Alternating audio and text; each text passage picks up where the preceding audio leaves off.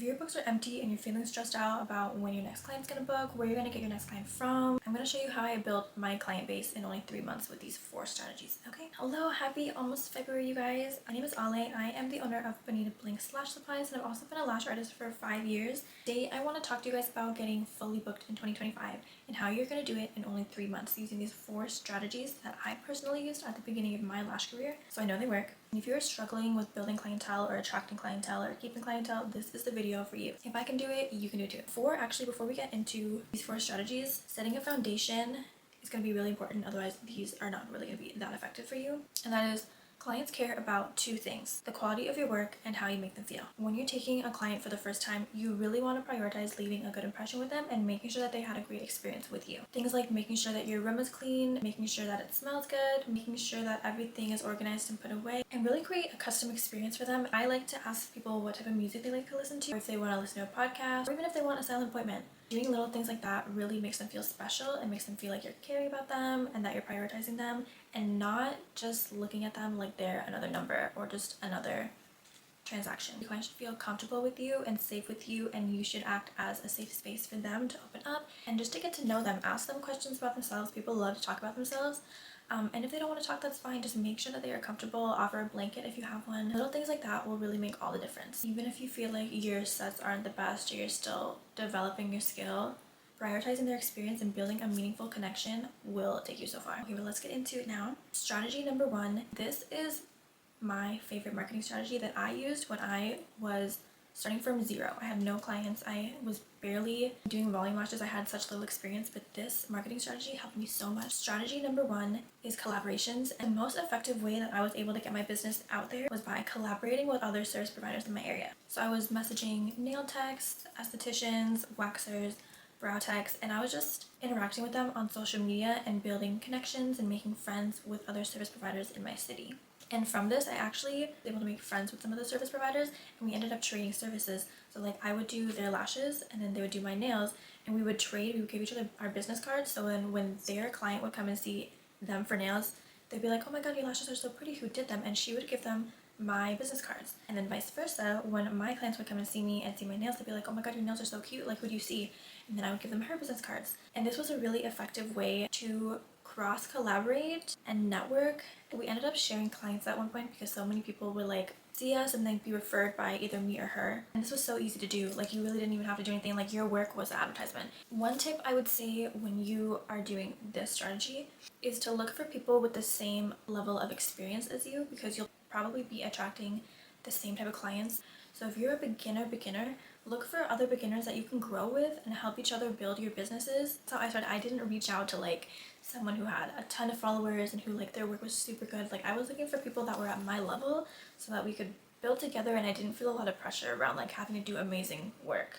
And I have my little iPad with my notes on here, so if you see me looking down, I'm just trying to make sure that I'm covering all my bases because there's a lot of things that I want to talk about.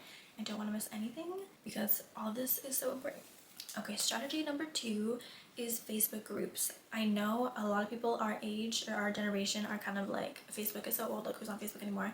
But a lot of people still use Facebook, and the Facebook groups are more active than you think that they are. A lot of clients are on there looking for service providers, and a lot of service providers are on these groups looking for clients or just showcasing their work or just getting the name of their business out there, which is what you need to be doing. People are not going to be able to book with you if they don't even know that you exist. So all I did when I was looking for Facebook groups is I went on Facebook, I went to the group section, and then I searched like lash artists Minneapolis or makeup artists Minneapolis or estheticians Minneapolis, and I found there was only like 3, actually there was only like 2, but in the 2 groups there was a lot of members. Like there's so many potential clients, and it's a great way to also meet people. And even though it says like lash artists Minneapolis, it's not just a group chat for service providers. It's a place where clients come and they will like make a post. They'll be like, "I need an appointment this day, who can get me in?" And if you can get them in, like you just reply to them, or you send them your Instagram, or you send them your booking site so that they can check and see if you're in their area, in their budget, if they like your work. So don't sleep on Facebook groups. If you feel like you don't use Facebook that often,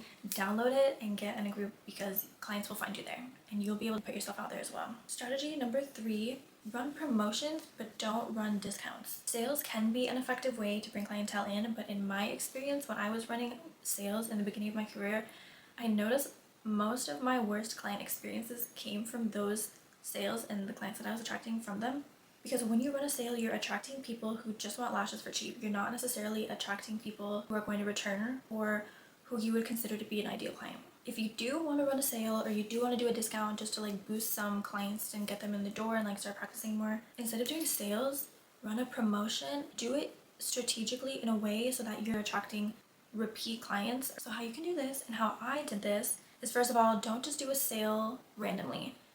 Do it intentionally. So I liked to do my sales around holidays because people are already looking to get services done. And then instead of doing a discounted full set, like I would do a regular priced full set, and then I would do either you can get a free mini fill or you can get a discounted regular fill. Like they had the option to choose, and then they would book those at the same time as their full set. Yes. After when you're done working and after my time, we can play Animal Crossing. I wonder if we have any new visitors. Me too.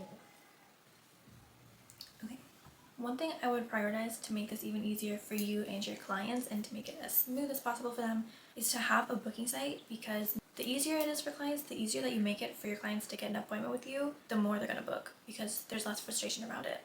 And then lastly, number 4 is of course taking advantage of social media, but also taking advantage of Instagram ads. It's 2025 and almost every single client is finding their service providers from social media. So your page basically needs to be a portfolio of your work. Also, make sure that your bio is answering all the questions they might have to save you and them time when they're considering different service providers. Things like, where are you located? What's your name? Are you licensed or are you certified, and how many times? Do you specialize in any specific styles or sets? Where can they book an appointment and what are the prices? And also, what are your policies? All of these questions should have accessible answers on your page, and they should be really visible and easy for them to find. So either put them in your bio or put them in like your story highlights. And also make sure that these questions are answered on your booking site as well. So they should be answered on your Instagram or your TikTok or wherever you're posting on social media, and then also on your booking site. And I would take advantage of Instagram paid ads anytime you do a really bomb gorgeous set or anytime you're doing a promotion to get it out to as many people as you can. And they're really pretty affordable and they have a lot of flexible